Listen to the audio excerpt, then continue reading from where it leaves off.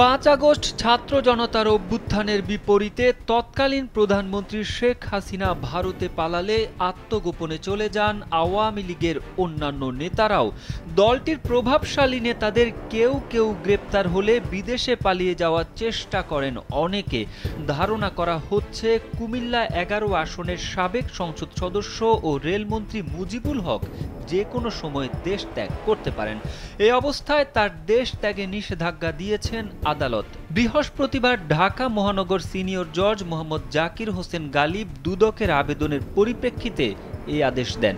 এর আগে আদালতে মুজিবুল হকের দেশ ত্যাগে নিষেধাজ্ঞার আবেদন করেন মামলার তদন্ত কর্মকর্তা ও দুদকের উপপরিচালক money laundering Mohammad Masudur Rahman. Sandalina soap, রূপচর্চায় আভিজাত্য।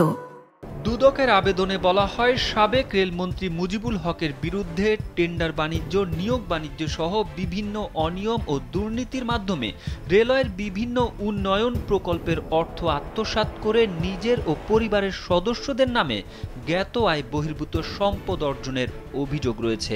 অভিযোগ সংশ্লিষ্ট ব্যক্তি তার বর্ণিত পদের অপব্যবহার করে ও রাজনৈতিক পরিচয়ের মাধ্যমে দেশের বিভিন্ন স্থানে ও বিদেশে বিপুল সম্পদ অর্জন করেছেন মর্মে তথ্য পাওয়া যাচ্ছে। বিশ্বস্ত সূত্রে প্রাপ্ত তথ্য মতে দেশের বর্তমান বাস্তবতায় ব্যক্তি মুজিবুল হক দেশ ত্যাগ করতে পারেন মর্মে আশঙ্কা করা হচ্ছে।